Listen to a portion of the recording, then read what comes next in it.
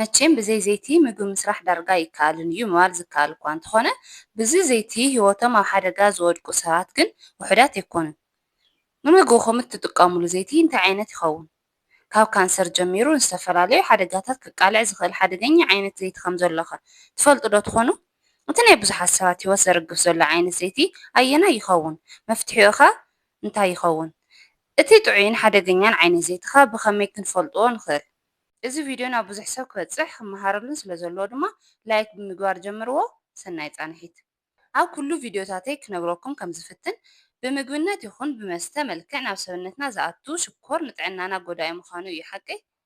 እዚ ኣብ መዓልቲ ልዕሊ 3 ግዜ ንምግቢ ንስርሒ ንጥቀመሉ ዘይቲ ጥዕና ዘይብሉ ምስ ዝኸውን ካብ ሽኮር ብዘይነኣኣስ ንሰውነትና ዓብዪ ጉድኣት ከምፅእ ከም ዝኽእል ግን ብዙሕ ኣይዝረበሉን እዩ። እዞም ጥዕና ዘይብሎም ዘይትታት ከ ካብ ኣላርጂክ ናይ መዓናጡ ረኽስን ኮሌስትሮልን ክሳብ ካንሰር ከቃልዑ ይኽእሉ እዮም። ፈለማ እዞም ንጥዕና ዘይጎዱ ዓይነታት ዘይቲ ብኸመይ ክንፈልጦም ከም ንኽእልን ካብ ምንታይ ከም ዝስርሑን ክንሪኢ ከለና ዘይቲ ዝስራሕ ካብ ስብሒ እዩ። ብዙሓት ዓይነታት ስብሒ ከዓ ኣለዉ። ንሳቶም ድማ ሳቹሬትድ ፋት፣ ፖሊ አንሳቹሬትድ ፋት፣ ሞኖሳቹሬትድ ፋትን ትራንስፋትስን ይበሃሉ። እዚ ሳቹሬትድ ዝበሃል ዓይነት ስብሒ ንጥዕናና ጠቃሚ ተፈጥራውን ካብ ኬሚካል ነፃ ኮይኑ ብደረቕ መልክዕ ዝርከብን ዓይነት ስብሒ እንትኸውን እዚ ናይ ስብሒ ዓይነት ድማ ኣብ ሰብነትና ንዝርከቡ ሆርሞናት ሴላትን ጠቃሚ ዝኾነ ዓይነት ስብሒ እዩ። እዚ ጥራሕ ኣይኮነን፣ እዞም ሳቹሬትድ ፋት ሙቐት ይኹን ፀሓይ ብርሃን እውን ዝፃወሩ ዓይነት ስብሒ እዮም። እዚ ሳቹሬትድ ፋት ብበዝሒ ዝርከብ ድማ ኣብ ናይ ጤልን በጊዕን ስጋ እዩ። እዚ ናይ ጤልን በጊዕን ስብሒ ሙቐት ናይ ምፅዋር ዓቕሞም ድማ ክሳብ 205 ዲግሪ ሴልሺየስ እዩ። ኣብዚ ዘይቲ ሙቐት ናይ ምፅዋር ዓቕሙ ትሑት ምስ ዝኸውን እዚ ዘይቲ ኣብ ሓዊ ነዊሕ ሰዓት ብዝፀንሐ ቁፅሪ ናብ መርዚ እንዳተቐየረ እዩ ዝኸይድ። እዞም ሳቹሬትድ ፋት ዝበሃሉ ግን ብተፈጥሮኦ ሙቐት ናይ ምፅዋር ዓቕሞም ፅቡቅ ስለ ዝኾነ ንጥዕናና ተመረፅቲ እዮም ዝኾኑ ማለት እዩ። ካልእ ኣብዚ ዝምደብ ዓይነት ዘይቲ ድማ ኣብ ኮኮናት ኦይል እዩ። እዚ ኮኮናት ኦይል ሙቐት ናይ ምፅዋር ዓቕሙ ክንርኢ ከለና ድማ ክሳብ 177 ዲግሪ ሴልሺየስ ይበፅሕ እዩ። ካልእ ድማ እዚ ኖርማል ኦርጋኒክ ጠስሚ እዩ። ናይዚ ሙቐት ናይ ምፅዋር ዓቕሙ ምስ ንርኢ ድማ ክሳብ 150 ዲግሪ ሴልሺየስ ይበፅሕ እዩ። ስለዚ ንነዊሕ ሰዓት ፀኒሕ ምግቢ ነብስል ምስ እንህሉ ነዞም ናይ ዘይቲ ዓይነታት ብምጥቃም ጥዕናናን ጥዕና ቤተሰብናን ሕልው ክንገብር ንኽእል ኢና ማለት እዩ። እዚ ካልኣይ ዓይነት ስብሒ ድማ ሞኖሳቹሬትድ ዝበሃል እንትኸውን እዚ እውን ንጥዕና ጠቃምን ካብ ተፈጥሮ ብመልክዕ ፈሳሲ ንረኽቦ ዓይነት ስብሕን እዩ። ግን እዞም ናይ ዘይቲ ዓይነት ሙቐትን ኣየርን ዝፃወሩ ብተወሰነ መልክዑ ጥራሕ እዮም። እዚ ማለት ድማ ኣብ ሙቐት ኮነ ኣብ ኣየር ክፀንሑ ዝኽእሉ ንዝተወሰነ ግዜ ጥራሕ እዮም እምበር ቀልጢፎም ይበላሸው እዮም ማለት እዩ። እዚ ማለት ድማ ከምዞም ኣብ መጀመርታ ዝረኣናዮም ሳቹሬትድ ዓይነት ዘይቲ ሙቐት ናይ ምፅዋር ዓቕሚ የብሎምን ማለት እዩ። ኣብዚ ዝምደቡ ዓይነት ዘይቲ ምስ ንርኢ ኣቮካዶ ኦይል ምፅዋዕ ይከኣል እዩ። እዚ ኣቮካዶ ኦይል ክሳብ 250 ዲግሪ ሴልሺየስ ሙቐት ክፃወር ይኽእል እዩ። ካብኡ ንላዕሊ ንዝኾነ ሙቐት ግን ክፃወሮ ስለ ዘይኽእል ናብ መርዚ እንዳተቐየረ እዩ ዝኸይድ። ካልእ ድማ ኦሊቭ ኦይል እዩ። እዚ ድማ ክሳብ 160 ዲግሪ ሴልሺየስ ሙቐት ክፃወር ዝኽእል እንትኸውን እቲ ሳልሳይ ዓይነት ዘይቲ ድማ ናይ ለውዝ ዘይቲ እዩ። እዚ ከዓ ክሳብ 160 ዲግሪ ሴልሺየስ ሙቐት ክፃወር ይኽእል እዩ። ራብዓይ ድማ ናይ ሰሊጥ ዘይቲ እንትኸውን እዚ ከዓ 177 ዲግሪ ሴልሺየስ ዝኣክል ሙቐት ክፃወር ይኽእል እዩ። እዞም ዘይትታት እዚኦም ንጥዕና ጠቐምቲ ዝኾኑ ዘይትታት እንትኾኑ ግን ከዓ ንምብልሻው ኣብ ቀረባ ስለ ዝኾኑ ብጥንቃቐ እዩ ክንጥቀመሎም ዘለና። ኣብዚ ሓደ ክትፈልጥዎ ዘለኩም እውን ዝኾነ ዓይነት ዘይቲ ካብቲ ሙቐት ዝፃወረሉ ዓቕሚ ንላዕሊ ምስ ትጥቀሙሉ ናብ መርዚ እንዳተቐየረ ከም ዝኸይድ ብዚ ዝተለዓለ ድማ ንካንሰርን ንካልኦት ሓደጋታትን ከም ዘቃልዕ እዩ።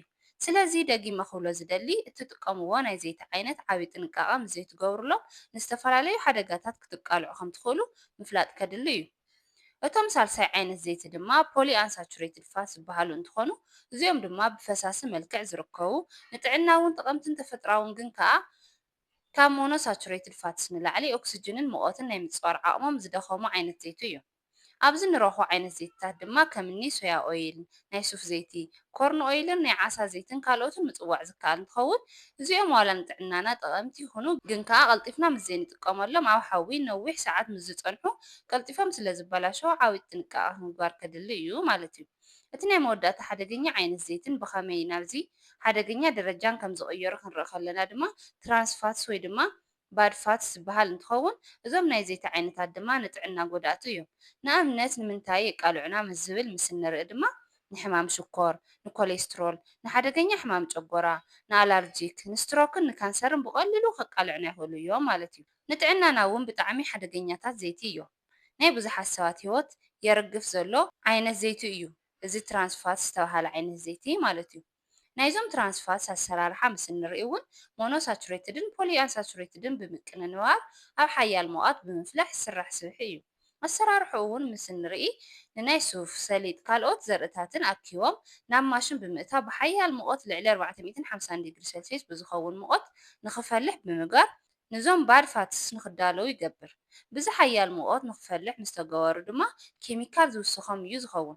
እዚ ኬሚካል ድማ ካብዞም ዘርእታት ካብዞም ፍረ ዘይቲ ንክመጥጥ ዝገብር እንትኸውን ሽሙ ድማ ሄክሴን እዩ ዝበሃል። ንጥዕና እውን ኣዝዩ ጎዳእን ሓደገኛን ዝኾነ ኬሚካል ንኽኣትዎም ብምግባር እዞም ናይ ዘይቲ ዓይነት ዝዳለዎ ማለት እዩ። ካብዚ ኬሚካል ብተወሳኺ ፕሬዘርቫቲቭ እውን ይውስኸሎም እዩ። እዚ ፕሬዘርቫቲቭ ንምንታይ ይጠቅም እስትብሉኒ ድማ ናይዚ ዘይቲ ጨና ከይበላሾ ንነዊሕ ግዜ ንክፀንሕ ከምኡ እውን እዚ ዘይቲ ናይ ዘይቱ ሕብሪ ንክሕዝን ዝገብር እንትኸውን ኣብ ሰብነት ዝፈጥሮ ሓደጋ እዩ ብጣዕሚ ጎዳኢ ዝኸውን። እዚ ዘይቲ ንምድላው እውን ብልዑል ዝኾነ ሙቐት ንክፈልሑ ስለ ዝግበሩ ከምኒ ኦሜጋ 3 ፋቲ ኣሲድ፣ ኦሜጋ 6 ፋቲ ኣሲድን ካልኦት ጠቐምቲ ስብሕታትን ብዚ ሓያል ሙቐት ምክንያት ንክጠፍኡ እዮም ዝግበሩ ማለት እዩ። ከምዚ ምስ ዝኾኑ ድማ ሓደጋ እምበር ዋላ ሓንቲ ረብሓን ጨናን ጣዕምን ዘይብሎም ዓይነት ዘይቲ እዮም ዝኾኑ። እዞም ናይ ዘይቲ ዓይነት እንበዓል መን እዮም እስትብሉኒ ድማ ናይ ሱፍ ዘይቲ፣ ናይ ካኖላ ዘይቲ፣ ናይ ዕፉን ዘይቲ፣ ናይ ሶያ ዘይትን ናይ ጡጥ ዘይትን ምፅዋዕ ይከኣል እዩ። ኣብዚ እዞም ዘይትታት ሓደገኛታት ምዃኖም እንዳተፈለጠ ንምንታይ እዩ ደኣ ኣብ ፋብሪካ ኣትዮም ዝቀነባበሩ ንምግብነት ንክውዕሉ ዝግበር ዝብል ምስ እንርኢ ድማ ከይተበላሸው ንነዊሕ ግዜ ክፀንሑ ዝኽእሉ እንትኾኑ ብዚ ዝተለዓለ ድማ ንመንግስታት ኮነ ንሰብ ሃፍቲ ብርክት ዝበሉ ዶላራት ኣታዊ ዝገብሩ እዮም ዝኾኑ። ካልኣይ ከዓ ዋግኦም እውን ጅባ ዘይጎዱን ሕሳራትን እዮም። እዞም ዘይትታት ንምስራሕ ድማ ክልተ ዓይነት ሜላ ዝጥቀሙ እንትኾኑ እቲ ሓደ ኣብ ላዕሊ ከም ዝገለጽናዮ እቲ ጎዳኢ መንገዲ እዩ። ብዙሓት ንጥዕና ጎዳእቲ ዝኾኑ መቀናበሪ ካብኣቶም ብምግባር ዝስራሕ ዘይቲ እዩ። እቲ ካልእ ሜላ ድማ ኮልድ ፕረስ ዝበሃል መቀናበሪ እንትኸውን እዞም ንዘይቲ መስርሒ ዝጥቀሙ ጥራምረታት ብልዑል ዝኾነ ፕሬዠር ዝኾነ ሙቐት ከይተወስኸሎም ወይ ድማ ትሕቲ 40 ዲግሪ ሴልሲየስ ዝኾነ ሙቐት ብምውሳኽ እቲ ዘይቲ ንክፅሞቕ ምግባር እዩ ማለት እዩ። እዚ ዓይነት መንገዲ ኬሚካላትን ካልኦት መቀናበርትን ከይወሰካ ብልዑል ፕሬዠር ጥራሕ ብምፅሟቕ ዝስራሕ እንትኸውን ኣብዞም ጥራምረ ዘለዉ ጠቐምቲ ስብሕታት ከምኒ ኦሜጋ 3 ኦሜጋ 6 ፋቲ ኣሲድን ካልኦት ጠቐምቲ ንጥረ ነገራትን ከይጠፍኡ ዝስራሕ ዘይቲ እዩ ማለት እዩ። ካልእ እዞም ዘይቲ ንምቅንባር ዝጥቀሙሉ ሜላ ድማ ኤክስፕለር ፕረስ ዝበሃል እንትኸውን ካብ ኮልድ ፕረስ ንላዕሊ ሙቐትን ኬሚካልን ዝውስኸሉ ሜላ ኣሰራርሓ ዘይቲ እዩ። ግን ከዓ ካብቲ ናይ መጀመርታ ሜላ ዝሐሸ እንትኸውን ብዝተወሰነ ደረጃ እውን ንጥዕናና ዝጎድኡ ኬሚካላትን መቀናበርትን እዮም ዝውስኽሎም ማለት እዩ። ስለዚ ካብ ሰለስቲኦም እቲ ዝሐሸን ንጥዕናና ዘይጎዳእ ኣሰራርሓ ዘይትን እዚ ኮልድ ፕረስ ዝበልናዮ ዓይነት ሜላ ዝኸውን ማለት እዩ። ብኻልኣይ ደረጃ ድማ ኤክስፕለር ፕረስ ዝበሃል ሜላ እንትኸውን ንጥዕና ናይ ምጉዳእ ዓቕሙ ዝተሓተ እዩ። እቲ ናይ መወዳእታ ሕማቕ ዝበሃል ሜላ ድማ ኬሚካል ሶልቨንት ዝውስኸሎም ብበዝሒ ሙቐት እውን ዝውስኸሎም ሜላ ኣሰራርሓ ዘይቲ እዩ ማለት እዩ። ኣብዚ እቲ ናይ ብዙሕ ሰብ ሕቶ ክኸውን ዝኽእል ድማ ዘይትታት ብኸመይ ክንፈልዮም ንኽእል ዝብል ከም ዝኸውን ኣይጠራጠርን። ነዚ ምስ እንርኢ ድማ እቲ ናይ መጀመርታ ኦርጋኒክ ነን ጂኤምኦ ዝኾኑ ስብሕታት ከምቲ ኣብ መጀመርታ ዝረኣናዮም ሳቹሬትድ ዝኾኑ ስብሒ ከም ጠስሚ ብልዒ፣ ኮኮናት ኦይል ከምኡ እውን ከምኒ ኤክስትራ ቨርጅን ኮኮናት ኦይል ዝበሉ ዓይነት ዘይትታት ሙቐት ናይ ምፅዋር ዓቕሞም እውን ልዑል ዝኾኑ ስለ ዝኾኑ ዋግኦም እውን ዝወሰኸ ክኸውን ይኽእል እዩ። ግን ንጥዕና ጠቐምቲ ዝበሃሉ ናይ ዘይቲ ኣማራፅታት ስለ ዝኾኑ ነዚኦም ክትጥቀሙ ትኽእሉ ኢኹም ማለት እዩ። ካልእ ድማ ካብ በጊዕን ጤልን ዝርከብ ዘይቲ ኮነ ጠስሚ እውን ናብ ዝኾነ መቀናበሪ ዘይኣተወ ዘይቲ ኢና ንረክብ። ስለዚ ከምዚኦም ዝመሳሰሉ ዘይትታት ብመጠኑ ምስ ንጥቀም እውን ንጥዕናና ሓጋዚ እዩ ማለት እዩ። እቲ ካልኣይ ድማ ኮልድ ፕረስን ኤክስፕረስ ፕረስን ዝብል ፅሑፍ ዘለዎም ዘይትታት ምጥቃም እዩ።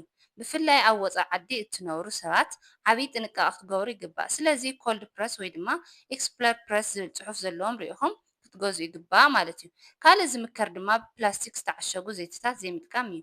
ምክንያቱ እዞም ፕላስቲክ ዝተዓሸጉ ዘይትታት ብቐሊሉ ንፀሓይ ኮነ ንሙቐት ስለ ዝቃልዑ ምስቲ ፕላስቲክ ዝተሰርሑሉ ኬሚካላት ብምውህሃድ ናብ ካልእ ፀገም ከቃልዑና ስለ ዝኽእሉ ካብ ብፕላስቲክ ዝተዓሸጉ ዘይትታት ብግላስ ወይ ብጠርሙዝ ዝተዓሸጉ ዘይትታት እንተንጥቀም ዝበለፀ እዩ ዝኸውን ማለት እዩ። ካልእ ድማ ምግቢ ክትበልዑ ኣብ ትሓስብሉ ሰዓት ኣብ ገዛኹም ባዕልኹም ኣዳሊኹም ክትበልዑ እዩ ዝምከር። ምክንያቱ ድማ እዞም ዳርጋ ኩሎም ሬስቶራንት ይኹን ካልኦት እንዳ ምግቢ መሸጢ ቦታታት ብዙሕ ትርፊ ንምርካብ ክብሉ እዚ ዝሓሰረ ዘይቲ ስለ ዝጥቀሙ ንጥዕናኹም ሓደገኛ እዩ ዝኸውን ማለት እዩ። ካልእ መፍትሒ ዝኸውን ድማ ንዘይቲ ካብ መጠን ንላዕሊ ዘይምብሳል እዩ። ንኣብነት ከም እኒ ኦሊቭ ኦይል ዝበሉ ዓይነታት ዘይቲ ኣብ ሰላጣ ከም ድረሲንግ ብላዕሊ ኢና ንውስኾም ሓቀይ። እዚ ድማ ብጣዕሚ እዩ ጽቡቕ። ንኦሊቭ ኦይል ግን ብደንቢ ምብሳል ናብ ዘድሊ ምግቢ ምስ ነእትዎ ሙቐት ናይ ምፅዋር ዓቕሙ ትሑት ስለ ዝኾነ ቀልጢፉ ዝባላሾ ማለት እዩ። እዚ ድማ እቲ ዘይቲ ናብ ሰብነትና ኣትዩ ፍሪ ራዲካልስ ክፈጥርን ናይ ሰብነትና ዋሂታት እውን ንኽምረዙን ዝገብር ማለት እዩ። እቲ ካልእ ክንገብሮ ዘይብልና ድማ ዝተቐናበሩን ፋስት ፉድስን ምውጋድ እዩ። ምክንያቱ ናይዞም ምግብታት መቐረት ንምውሳኽ ብምባል ብዙሓት ጥዕና ዘይብሎም ነገራት ካብዚ ሓደገኛ ዘይቲ ስለ ዝውሰኸሎም ንጥዕናና ሓደገኛታት እዮም ዝኾኑ ማለት እዩ። ንኣብነት ንበዓል ቺፕሳት፣ ቦምቦሊኖ፣ በርገርን ፒዛን ተመሳሰልቶምን ምፅዋዕ ይከኣል እዩ። ስለዚ በዚ መንገዲ ጥዕናናን ጥዕና ቤተሰብናን ክንሕሉ ንኽእል ኢና ማለት እዩ። ኣብ ቀጻሊ ብካልእ ጠቓሚ ቪድዮ ክሳብ ንራኸብ ሰላም።